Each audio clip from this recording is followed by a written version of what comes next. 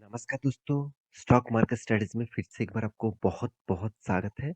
तो आज यहाँ पे मैं डिस्कस करने वाला हूँ एक ऐसे कंपनीज़ के बारे में, जो शुरू तो किया था सबसे पहले और आज इसका हालत बहुत खराब सिचुएशन में है। तो कंपनी कौन-सा है? कंपनी का नाम जानने से पहले मैं ज़रूर कहूँगा इस वीडियो को ध्यान से देखिएगा क्योंकि कुछ डिटेल्स आपको डिस्कस करूँगा, जिस डिटेल से आपको पता चलेगा कि इस कंपनी में क्यों इस तरीके से हालत हो गया। पहले अच्छा था, अभी भी अच्छा कर रहा है, मगर कंपनी हमेशा लगातार लॉसेस करते जा रहा है, प्रॉफिट मार्जिन नहीं आ रहा है। उसके पीछे लॉजिक कौन-सा था? चलो मैं वो भी आपको दिखा देता हूँ।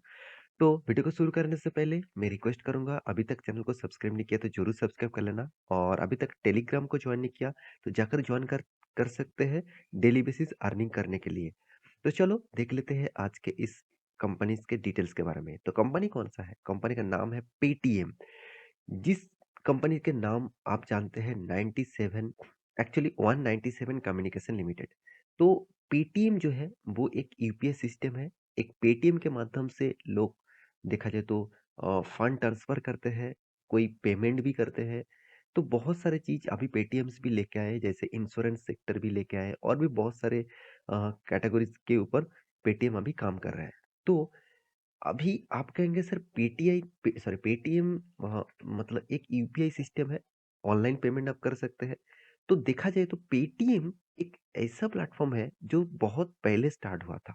आज देखा जाए तो गूगल पे, फ़ोन पे, आप व्हाट्सएप में भी पे कर सकते हैं। तो इस तरीके से जो पेमेंट आया भारत पे, तो इस तरीके से जो पेमेंट आया उससे भी पहले पेटीएम स्टार्ट हुआ था। तो फिर भी पेटीएम का आज हालत इस तरीके से क्यों है? चलो मैं एक डेटा आपके साथ शेयर करूँगा, जहाँ से आपको बहुत कुछ जानने को मौका मिलेगा। तो वो डेटा क्या है? तो मैं एक डेटा आपके साथ यहाँ पे डिस्कस करने वाला हूं। आप देख सकते हैं ऐप्स मतलब कितने सारे यूपीआई ऐप्स ट्रांजैक्शन के लिए कितने सारे ट्रांजैक्शन हो रहा है, कौन सा ऐप में कितना ट्रांजैक्शन हो रहा है वो डेटा मैं आपको दिखाऊंगा। ध्यान से देखना, बहुत ढूंढ के मैं इस डेटा को आपके सामने लेके आया हूँ। इसके लिए बहुत मेहनत लगता है, तो इसके लिए मैं जरूर कहूंगा एक लाइक तो बनता है, तो जरूर लाइक कर दीजिएगा इस तरीके से डेटा आप चाहते हैं तो, और चैनल को सब्सक्राइब भी कर लीजिएगा। तो देख सकते हैं फ़ोन पे, गूगल पे, पेटीएम और यहाँ पे देखिए अदर्स जो कार्ड है, अदर्स जो मतलब यूपीआई से वो सारे के सारे मार्केट्स टोटली इंडियन मार्केट कितने कैप्चर किया? 96.8%। तो इनमें से सबसे ज़्यादा मार्केट को किसने कैप्चर किया? फ़ोन पे। मैं बहुत बार आपको बोल चुका हूँ, फ़ोन पे का जो बिज़नेस मॉडल है और फ़ोन पे जिस तरीके से बिज़नेस करते हैं, वो बहुत अलग है। देखिए मैं खुद मतलब फ़ोन पे और गूगल पे, पेटीएम हर कुछ यूज़ करके देख चुका हूँ। फ़ोन पे अभी बहुत पहले तो वो फ्री में ट्रांज़ैक्शन करना देता था। अभी आप मोबाइल का रिचार्ज करेंगे, कुछ भी रिचार्ज करेंगे तो उसके लिए आपको चार्जेस पे करना पड़ रहा है एक्स्ट्रा फ़ोन पे को। तो देखिए आप कहेंगे सर इतना दिन तो वो तो फ्री फ्री में दे रहा था, तो वो कहाँ से दे रहा था? देखिए वो जिस बैंक से ट्रांज़ैक्शन होता था उस बैंक से एक कमीशन फीस लेते थे। अभी वो बैंक से भी कमीशन फीस लेते हैं, साथ ही साथ कस्टमर से भी कमीशन फीस लेते थे।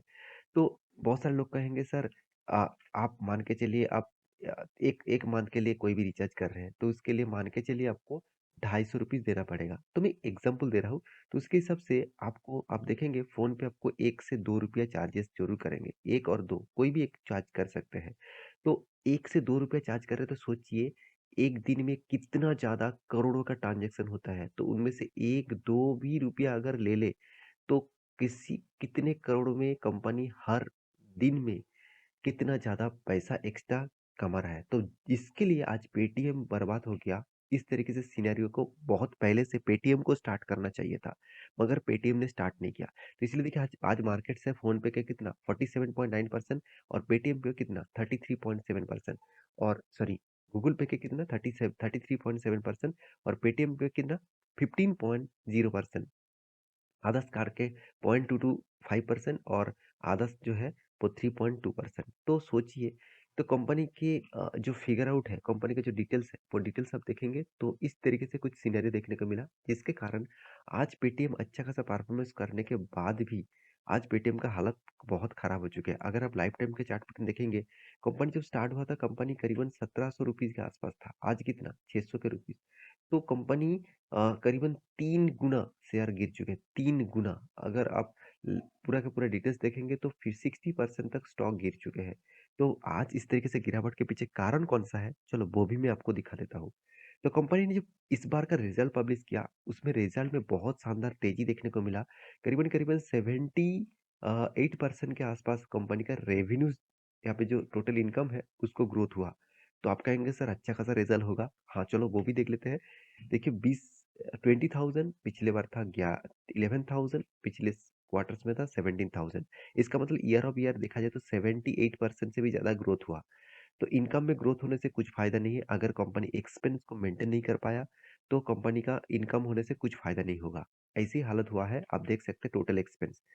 तो टोटल एक्सपेंस के बारे में बात करूँ तो 25,600, पिछले बार था 24,000, पिछले सालों में था 15,900। इसका मतलब कंपनी ने कभी भी जितना इनकम किया, उसके आसपास भी खर्चा नहीं किया, उससे भी कई गुना ज़्यादा खर्चा कर दिया। यही एक कारण है कंपनी लॉसेस में जाने का।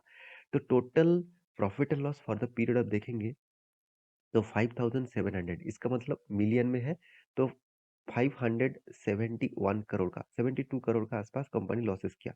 पिछले बार कितना था? 645 करोड़ का आसपास लॉसेस था। और पिछले क्वार्टर में पिछले सालों में क्या था? 475 करोड़ के आसपास। तो सोचिए, कंपनी इतना अच्छा खासा रेवेन्यू जनरेट करने के बाद भी लॉसेस कर रहा है, तो सोचिए कंपनी में कुछ ना कुछ तो गड़बड़ी है। वो गड़बड़ी जो है मैं आपको अभी डिस्कस कर चुका हूँ कि फ़ोन पे जो डिसीज़न जिस तरीके से जल्द डिसीज़न लिया कि बैंक से भी कमीशन लिया और कस्टमर से भी कमीशन ले रहा है, तो इसीलिए फ़ोन पे एक अच्छा खासा रेवेन्यू जनरेट कर पा रहा है, अच्छा खासा एक प्रॉफिटेबल बिज़नेस में भी है। पेटीएम इस तरीके से सिनेरियो को अभी स्टार्ट किया है, पहले वो नहीं करता था, तो फिर भी मार्केट शेयर के हिसाब से उतना मार्केट को कैप्चर नहीं कर पाया, तो इसीलिए कंपनी बहुत बड़ा प्रेशर में अभी भी है। तो जितने सारे लोग फ़ोन पे जैसे कंपनीज़ के ऊपर निवेश करके रखे हैं, उसके लिए बहुत बड़ा प्रेशर अभी भी है, फ्यूचर में भी आ सकते हैं। अभी देखना बाकी है फ्यूचर में क्या होने वाला है। तो इस कंपनीज़ के बारे में 2 पॉइंट्स आपके साथ शेयर कर। कंपनी कोई छोटा-मोटा कंपनी मत समझ लेना, 42,000 करोड़ का। तो कंपनी का return of equity, return of capital employed negative में है। जिस कंपनी का ये दोनों चीज़ नेगेटिव में है, साथ ही साथ इनकम भी नेगेटिव में है। हाँ, मानता हूँ कर्जा कोई भी नहीं है। फिर भी जिसका इनकम नेगेटिव में है, return of equities, return of capital employed negative में है, जब तक नेगेटिव रहेगा, तब तक इस कंपनी के ऊपर मैं आँख उठाकर भी नहीं देखूँगा। इसका मतलब कंपनी के ऊपर तो डिटेल्स चेक करूँगा, कंपनी के ऊपर निवेश करने के लिए कभी भी नहीं सोचूँगा, क्योंकि इस तरीके से सिनेरियो कभी भी आपको फँसा सकते थे। मतलब फँसा सकते हैं। आज देखा जाए तो कंपनी 60% के आसपास गिर चुके हैं। तो जब से कंपनी लिस्टिंग हुआ, जब लिस्टिंग हुआ तब से ही मैं वीडियो बना के रहा हूँ। तब से मैं आपको बता रहा हूँ कि इस तरीके से कंपनीज़ के ऊपर निवेश करने से पहले 2 बार ज़रूर सोचना। जिस कंपनी का हालत अभी बहुत खराब है। तो अभी कंपनीज़ का प्रॉफ़िट एंड लॉस के बारे में बात करूँ तो देखिए, कंटीन्यूअसली कंपनी लॉस कर रहा है। तो जिस कंपनी का लॉसेस का हालत ज़्यादा है, रेवेन्यूज़ अच्छा होने के कारण भी प्रॉफ़िट मार्जिन नेगेटिव में है, रिटर्न ऑफ इक्विटीज़ नेगेटिव में है, तो उस कंपनी के ऊपर निवेश करके आप क्या करेंगे? आप कहेंगे सर क्या इन्वेस्टर इन्वेस्ट किया है? हाँ, आप देखेंगे तो एफआईएस, डीआईएस, पब्लिक इस तीनों में सबसे ज़्यादा इन्वेस्टमेंट किसके पास है? एफआईएस के पास। आप कहेंगे सर एफआईएस के पास इतना शेयर है, किसने खरीदारी की है? आप देखेंगे तो बहुत सारे कंपनीज़ हैं, जिन्होंने इसको खरीदारी की है, तो किस बेसिस से खरीदारी की है, वो तो पता नहीं चलेगा। फिर भी आप देखेंगे तो एफआईएस के पास बहुत ज़्यादा होल्डिंग है, मगर डीएस के पास उतना ज़्यादा होल्डिंग नहीं है, एकदम ना के बराबर है। उसके बाद पब्लिक के पास है। तो देखिए अगर डीआईएस और एफआईएस इस दोनों के पास सेम टू सेम लेवल का अगर इन्वेस्टमेंट हो, तब सोचना कंपनी में कुछ ना कुछ दम है। तो कंपनी के चार्ट पैटर्न के बारे में बात करूँ, देखिए कंपनी जब से स्टार्ट हुआ तब से देखा जाए तो कंपनी लगातार गिरते गए। कंपनी 2021 के हिसाब से देखा जाए तो कंपनी का जो स्टार्टिंग पीरियड था तब से लेकर कंपनी लगातार गिरते गए। अभी एक ही रेंज बाउंड के ऊपर काम कर रहा है।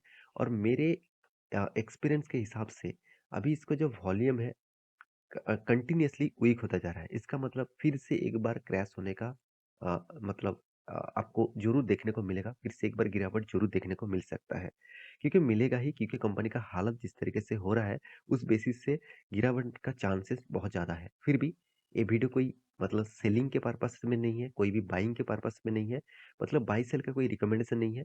आप इस वीडियो को एजुकेशन पर्पस में ज़रूर लेना, क्योंकि मैं आपको सारी चीज़ दिखाना चाहता हूँ। निवेश करना ना करना आपके हाथ में होना चाहिए। आपको डिसीजन लेना है कि आपको इस कंपनी के ऊपर क्या करना चाहिए। तो ये था कंपनी का पूरा डिटेल्स। तो आशा करता हूँ सारी जानकारी आपको मिल चुका है। मेरे इस वीडियो कैसे लगा ज़रूर कमेंट करना। इसी तरीके से वीडियो पाने के लिए चैनल को सब्सक्राइब भी करना। मिलते हैं नेक्स्ट नया एक स्टॉक लेके। तब तक के लिए अच्छे से रहिए, अपनी ख्याल रखिए।